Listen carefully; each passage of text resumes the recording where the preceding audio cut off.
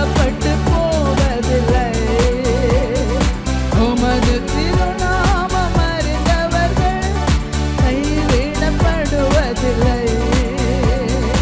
உமது முகம் நோக்கி பார்த்தவர்கள் வெட்கப்பட்டு போவதில்லை. உமது திருநாமம் அறிந்தவர்கள் கைவிடப்படுவதில்லை. நம்பினோரை நீர் மறப்பதில்லை. உம்மை தேடி வந்தோரை வெறுப்பதில்லை. நம்பினோரை நீர் மறப்பதில்லை. உம்மை தேடி வந்தோரை வெறுப்பதில்லை. உமது முகம் நோக்கி பார்த்தவர்கள் வெட்கப்பட்டு போவதில்லை.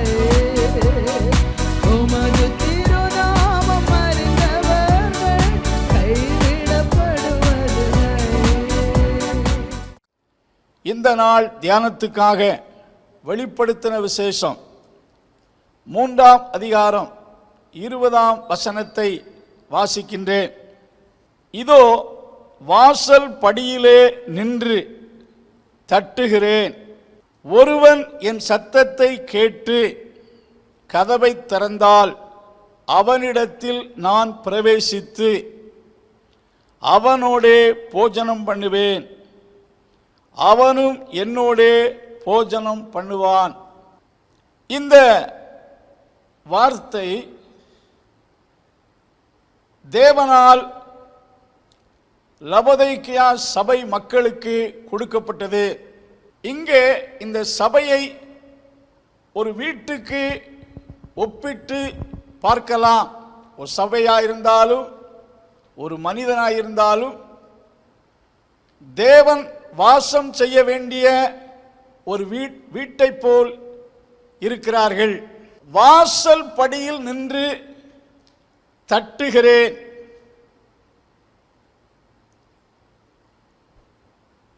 வாசல் படியில் நின்று எவ்வளவு காலமாக தட்டி கொண்டிருக்கிறார்? இந்த சபையை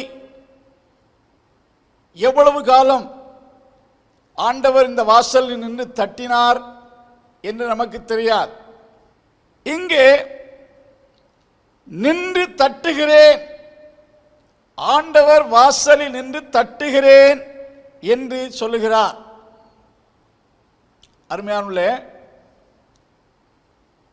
மனிதர்கள் தேவனால் சிருஷ்டிக்கப்பட்டவர்கள். உலகத்தில் உள்ள யாவற்றையும் தேவன் தாம் படைத்த மனிதர்களுக்காக உண்டாக்கினார். மனிதர்களையோ தன்னோடு ஐக்கியம் கொள்வதற்காக படைத்தார். ஆகையால் தான் படைத்த மனிதனிடத்தில் ஐக்கியம் கொள்வதற்காக ஆண்டவர் ஏதேன் தோட்டத்துக்கு வந்து, ஆதாமே எங்கே இருக்கிறாய் என்று ஆதாமோடு ஐக்கியம் கொள்ள விரும்பி வந்தார் என்று சொல்லப்பட்டிருக்கிறது. மனிதர்களை தேவன் தமக்கென்று படைத்தார்.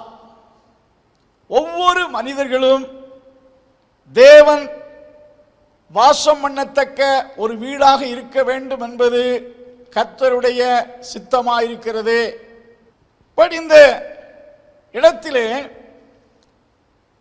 தேவன் வாசம் பண்ண வேண்டிய வீடு தேவனுக்கு அடைக்கப்பட்டிருக்கிறது. இன்றைக்கு தேவன் வாசம் பண்ண வேண்டிய அநேகர் தங்கள் இருதயமாகிய கதவை தேவனுக்கு அடைத்திருக்கிறார்கள். வாசலில் நின்று தட்டுகிறேன் என்று ஆண்டவர் சொல்வதை பார்க்கிறோம்.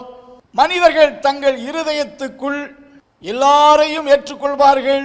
உலகத்தில் உள்ள எல்லா காரியத்துக்கும் இடம் கொடுப்பார்கள். மாம்சத்தின் கிரியைக்கு இடம் கொடுப்பார்கள். பாவங்களுக்கு இடம் கொடுப்பார்கள். பல தீமையான காரியத்துக்கெல்லாம் தங்கள் இருதயங்களை திறந்து கொடுப்பார்கள். தங்களை உண்டாக்கின தேவனுக்கு தங்கள் இருதயத்தை கொடுப்பதில்லை. தங்கள் இருதயத்தை தேவனுக்கு அடைத்து விடுகிறார்கள். தேவன் இல்லாத ஒரு மனிதனுடைய வாழ்க்கை எப்படி இருக்கும் என்றால், இந்த லவோதிக்கேயா சபையை பார்ப்பீர்கள் என்றால் தரித்திரம் உள்ளவர்களாயிருந்தும் ஐஸ்வர்யவான் என்று தங்களை பெருமை பாராட்டி கொண்டிருந்தார்கள். அதாவது தங்களுடைய உண்மையான நிலவரத்தை புரிந்து கொள்ள முடியாதவர்களாகவும் தங்களுடைய உண்மையான தேவையை அறிய முடியாத ஒரு வஞ்சிக்கப்பட்ட நிலையில் காணப்பட்டார்கள். ஒரு மனிதனுக்குள் கர்த்தராகிய இயேசு கிறிஸ்து வாசம் பண்ணுகையில் அந்த மனிதனுடைய வாழ்க்கை செம்மைப்படுத்தப்படும். ஏசாயா தீர்க்க தரிசன புஸ்தகம் 44ஆம் அதிகாரம் 18ஆம் வசனத்தில் இவ்விதமாக ஒரு வார்த்தை எழுதப்பட்டிருக்கிறது. ஜனங்கள் அறியாமலும் உணராமலும் இருக்கிறார்கள். காணாதபடிக்கு அவர்கள் கண்களும் உணராதபடிக்கு அவர்கள் இருதயமும் அடைக்கப்பட்டிருக்கிறது. உணராதபடிக்கு அவர்கள் இருதயமும் அடைக்கப்பட்டிருக்கிறது. தேவனை குறித்த வெளிச்சம் உள்ளத்தில் வரக்கூடாதபடிக்கு இருதய கதவு அடைக்கப்பட்டிருக்கிறது என்று ஆண்டவருடைய வார்த்தை சொல்லுகிறது. ஆகையால் தான் ஆண்டவர் எல்லா மனிதர்களை பார்த்து, மகனே உன் இருதயத்தை எனக்கு கொடு என்று ஆண்டவர் கேட்டுக்கொண்டே இருக்கிறார். ஏன் ஆண்டவர் மனிதனுடைய இருதயத்தை அவன் திறக்காத பட்சத்திலும் தட்ட வேண்டுமென்றால்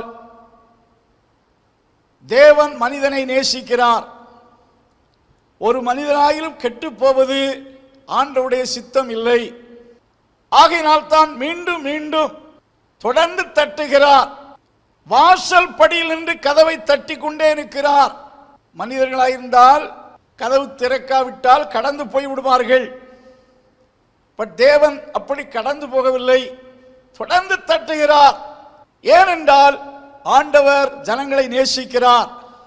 ஜனங்கள் தேவனுக்கு கதவை திறக்காவிட்டாலும் அவர் தட்டுகிறார். வானத்தையும் பூமியும் படைத்த ஆண்டவருக்கு திறக்க அதிகாரம் உண்டு. தாவீதின் திறவுகோல் அவரிடத்தில் உண்டு.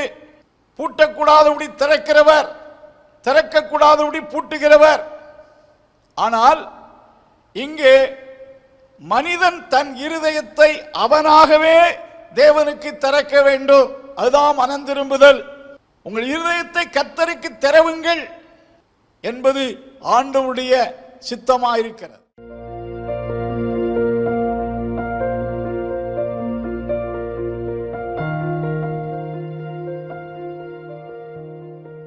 அன்புள்ள ஆண்டவரே, ஒரு வார்த்தை கேட்ட அன்பான உமது பிள்ளைகள் ஒவ்வொருவருக்காக ஜெபிக்கிறோம்.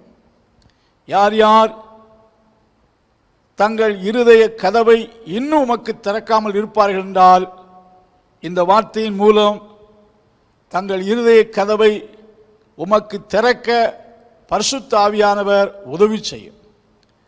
வசனத்தை கேட்ட ஒவ்வொருவரையும் ஆசீர்வதி.